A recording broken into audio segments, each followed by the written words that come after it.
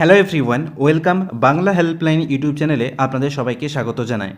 তো আপনারা যারা বিএলও আছেন তারা সকলেই জানেন যে ভোটের আগে আপনাদেরকে ভোটার ইনফরমেশান স্লিপ আপনাদেরকে বিলি করতে হবে এবং এছাড়াও আপনাদের হচ্ছে এএসডি লিস্ট তৈরি করার ক্ষেত্রে কিছুটা কাজ আছে এবং এই সমস্ত বিষয় নিয়ে নির্বাচন কমিশন একটা নোটিশ পাবলিশ করেছে এবং সেখানে আপনাদেরকে প্রপারভাবে গাইড করা হয়েছে, আপনাদের একটা গাইডলাইন দিয়ে দেওয়া হয়েছে, নির্দেশিকা দেওয়া হয়েছে আপনারা কিভাবে কাজ করবেন তার এক ব্যাপারে। তো এই যে নোটিশটা আপনারা স্ক্রিনে দেখতে পাচ্ছেন, এখানে অনেকগুলো পয়েন্ট রয়েছে। তো এখানে আগে আপনাদেরকে সাবজেক্টটা দেখিয়ে দিই। তো এটা দেখুন 3/4/2026 এপ্রিল মাসের 3 তারিখে পাবলিশ করা হয়েছে। সাবজেক্টটা দেখুন, তাহলেই বুঝতে পারবেন। General election to the legislative assembly of West Bengal 2026, distribution of voter information slip, preparation of ASD list for polling parties and protocol for voting by ASD. মানে আপনাদের যে ভোটার ইনফরমেশান স্লিপ বা ভোটার স্লিপ যেটাই বলুন না কেন, যেটা আপনারা ডিস্ট্রিবিউট করবেন, কোন নিয়মে, কোন নির্দেশিকা, কোন গাইডলাইন মেনে বিলি করবেন তার একটা নির্দেশিকা দেওয়া হয়েছে এবং হচ্ছে এএসডি লিস্ট তৈরি কীভাবে করা হবে এবং এএসডি লিস্টে থাকা যখন কোনো ভোটার যখন ভোট দিতে আসবে তার জন্য কী প্রোটোকল রয়েছে, প্রত্যেকটা বিষয় কিন্তু এখানে আলোচনা করা আছে। তো এখানে অনেকগুলো পয়েন্ট রয়েছে, প্রত্যেকটা পয়েন্ট আমি বাংলাতে লিখে রেখেছি। আপনারা চাইলে এই জায়গাটার স্ক্রিনশট নিয়ে পড়তে পারেন। আমি আপনাদের সুবিধার্থে বাংলাতে লিখে রেখেছি এবং সেখানেই আমি প্রত্যেকটা পয়েন্ট আপনাদের সঙ্গে ডিসকাস করে দিচ্ছি। তাহলে চলুন সেটা দেখা যাক। প্রথম যে গুরুত্বপূর্ণ পয়েন্টটা রয়েছে, 1 নম্বর পয়েন্ট, সেটা হচ্ছে ভোটার ইনফরমেশান স্লিপ বা ভিআইএস বিলি সংক্রান্ত নির্দেশাবলী। দেখুন এই কাজটাই মানে ভোটার স্লিপ বিলি করাটাই হচ্ছে আপনার মেন কাজ। এএসডি লিস্ট বলুন এটা বা যে প্রোটোকলটা রয়েছে, এএসডি লিস্ট থাকা ভোটাররা যখন ভোট দিতে আসবে যে প্রোটোকলটা রয়েছে সেগুলো হচ্ছে ফার্স্ট পোলিং অফিসার এবং প্রিসাইডিং অফিসার সেগুলো দেখবেন।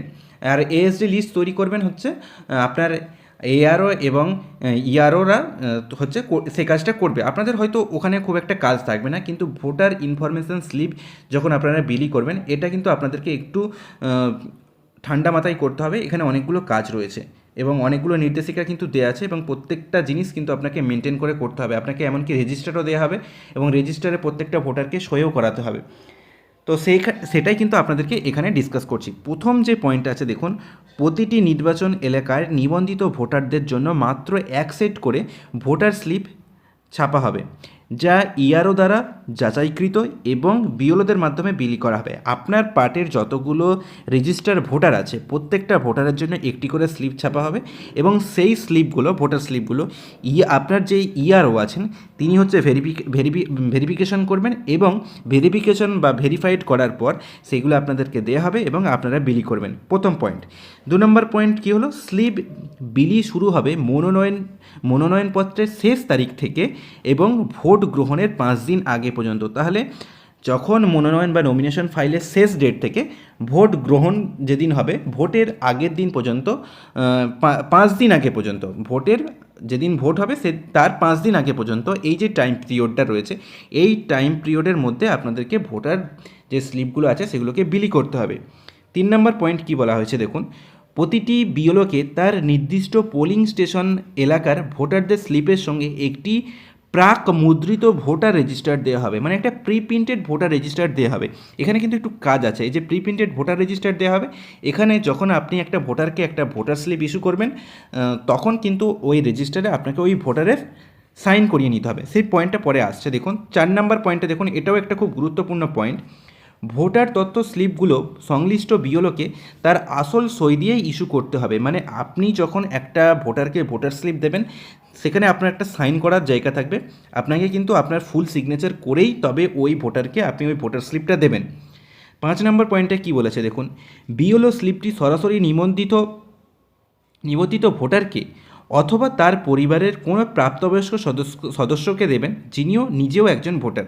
মানে ধরুন আপনি একটা বাড়িতে গেলেন, একজন ভোটারকে পেলেন না, ওই বাড়ির যে কোনো একজন সদস্যকে আপনি দিতে পারবেন।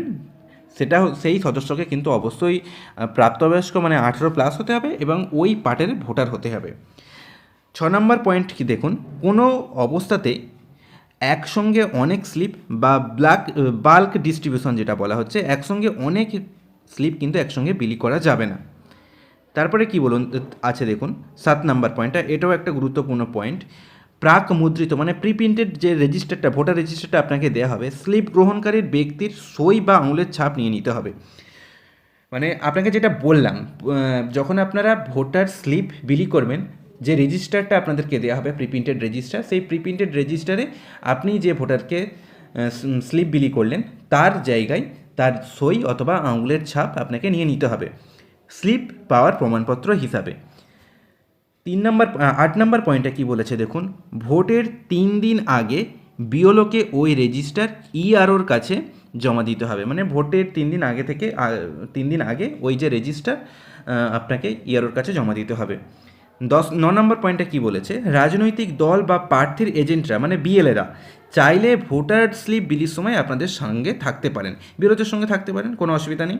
10 নম্বর পয়েন্ট কী বলা হচ্ছে, যদি কোনো এজেন্ট সঙ্গে থাকেন, ধরুন আপনার সঙ্গে কোনো বিএলএ বা কোনো পার্টির এজেন্ট আপনার সঙ্গে থাকে, তাহলে প্রকৃত ভোটারদের স্লিপ দেওয়া হচ্ছে কিনা তার সাক্ষী হিসাবে রেজিস্টারে তাদের সই নিতে হবে।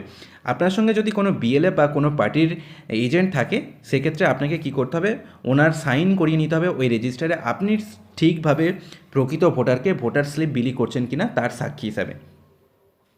11 নম্বর পয়েন্টে কী বলা হচ্ছে, স্লিপ বিলির সময় বিএলওকে সম্পূর্ণ নিরপেক্ষতা বজায় রাখতে হবে, যদি কোনো অভিযোগ প্রমাণিত হয় তাহলে কঠোর ব্যবস্থা নেওয়া হবে। তো এটা তো অবশ্যই আপনাকে নিরপেক্ষভাবে ভোটার স্লিপ বিলি করতে হবে। তারপর 12 নম্বর পয়েন্ট, বিলি না হওয়া সমস্ত স্লিপ সংশ্লিষ্ট আরও অথবা এআরওর কাছে জমা দিতে হবে, যা সিল করা খামে সুরক্ষিত থাকবে এবং এরপর আর কোনো স্লিপ বিলি করা যাবে না। যখন আপনি ধরুন আপনার পার্টের সমস্ত স্লিপ বিলি করা হয়ে গেল এবং কিছু স্লিপ ধরুন আনডিস্ট্রিবিউট রয়ে গেল, যেগুলোকে আপনি যে ভোটারগুলোকে আপনি খুঁজে পেলেন না, সেগুলোকে কি করতে হবে না, সেইগুলোকে আপনাকে এআরও বা আরওর কাছে জমা দিতে হবে, একটা খামে আপনার হচ্ছে সিল করে জমা দিতে হবে। এবং এখান থেকেই কিন্তু আপনার হচ্ছে এএসডি লিস্ট, যেগুলো আনডিস্ট্রিবিউট রয়ে গেল, সেখান থেকেই কিন্তু এএসডি লিস্টটা তৈরি হবে।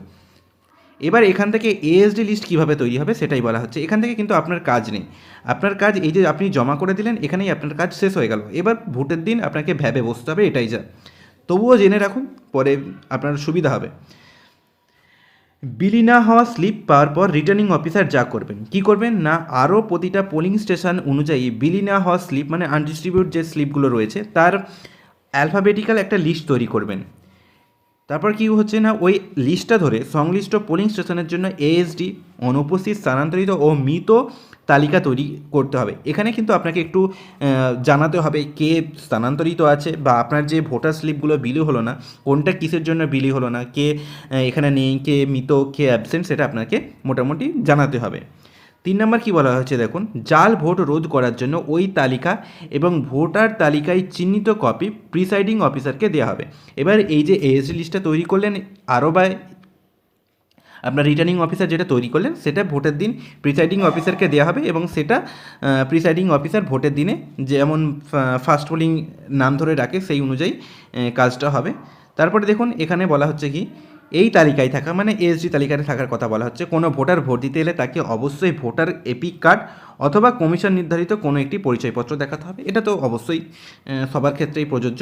2 নম্বর পয়েন্টটা দেখুন, প্রথম পোলিং অফিসার এএসডি লিস্টের ভোটারের নাম জোরে পড়ে পোলিং এজেন্টদের শোনাবেন, যারা পোলিং এজেন্ট থাকবেন তাদেরকে শোনাবেন, যেটা নিয়ম।